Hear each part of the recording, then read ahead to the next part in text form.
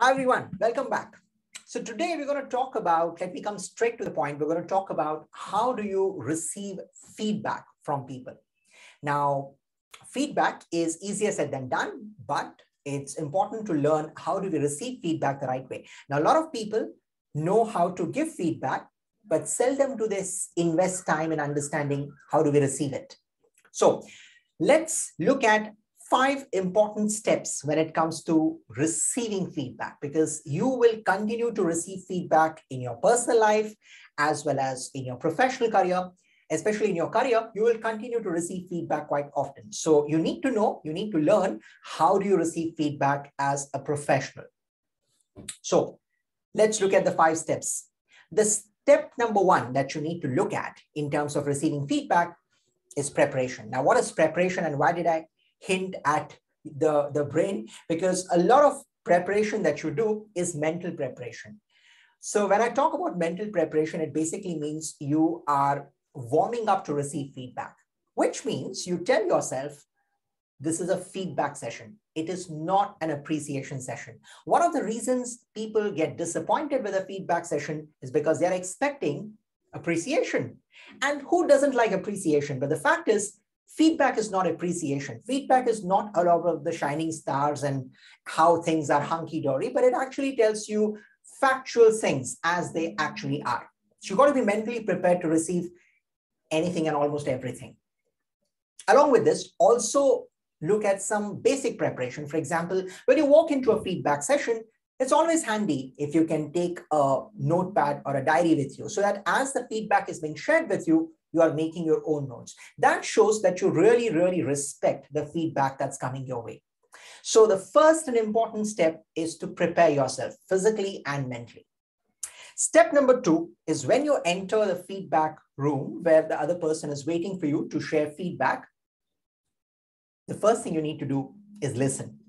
Now, a lot of people have this habit of interrupting. So the moment you start receiving feedback, people say, I know what you're doing. Let me explain you why that happened. Don't do that. Yeah, let the other person complete his or her point. You may agree, may not disagree with whatever it is. You will have your own time later. Right now, your job is to listen, listen, and listen. Perhaps if you want to, you can ask questions to get more clarification about what is being shared. For example, you might want to ask, is this something that you've observed once or is this a regular occurrence? Okay, right. I understand. That's what you can do. You can ask questions to get more clarity, but do not interrupt by saying, I know where you're coming from. No, I don't agree with you. All of that is absolutely unprofessional because then people stop giving you feedback. Right? So step number 2 is to listen and ask pertinent questions to take the conversation moving, to take it ahead. Step number 3, which I think is extremely, extremely important in our context, is to exercise emotional restraint. Now, remember, I'll reiterate the point, feedback is not appreciation. And therefore, when you're listening to feedback, there will be a lot of points which might be against you, which you may not like to hear. But nonetheless, you need to take all of that in your leap. And that's what professionalism is all about. So first and foremost, look at your own body language. Sometimes people are sulking. Their body language is negative, and they're like, how can you give me that kind of feedback? If your body language is like that, once again, it completely demotivates the person giving you feedback from giving you honest feedback. And therefore, people stop giving you feedback. And many a times, in fact, people start sugarcoating what they want to tell you because you don't seem to be receptive. So emotional restraint is absolutely important to showcase that you're receptive to feedback. You want the other person to give you feedback, and therefore watch out for your body language. Also, watch out for your vocabulary. Many a times, people's vocabulary discourages the person giving feedback, and he or she stops giving you honest, critical feedback. So step number 3 is emotional restraint. Number 4, once you have received feedback, what do? Everything is done. Okay, tell the other person that I'm going to implement what you have shared with me. And most importantly, thank you. Thank you so much for your time today. Now, why is it important to thank and appreciate the other person? Because he or she has taken time out of his or her busy schedule to give you feedback. Now, you might say that is a responsibility of my manager or that is a responsibility of my colleague. No, if you receive feedback, someone is doing a favor to you and therefore show gratitude. say thank you because you have been given certain points which will help you become better. And last but not the least, what is important is that feedback needs to be consistent. So if you receive feedback today and then you receive feedback the next year, that's a long time gap. So make sure you receive feedback consistently and frequently. So perhaps once every couple of months or once every quarter, you can receive feedback. Also, you need not make it always a formal session. Sometimes you can also receive feedback in an informal setup.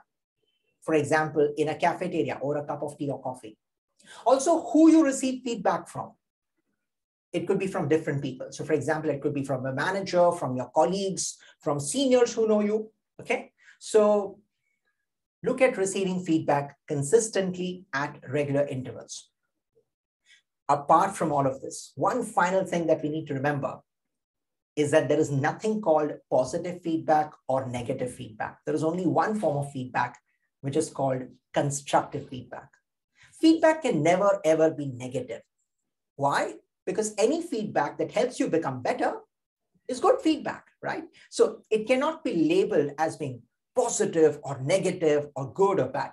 Feedback is simply feedback, and that is what it is. So look forward to receiving feedback whenever you can. So here are the 5 points once again for you. Number 1 is preparation. Prepare mentally as well as physically. Number 2, listen more, question wherever necessary to get clarity. Number 3, exercise emotional restraint.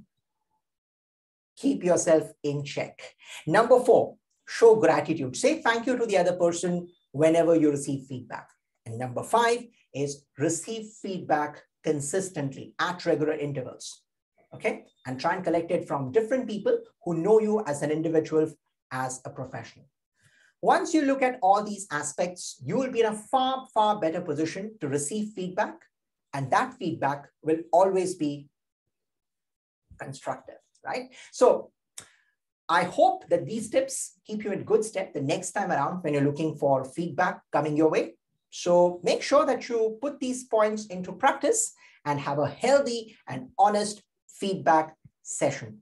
Thank you so much.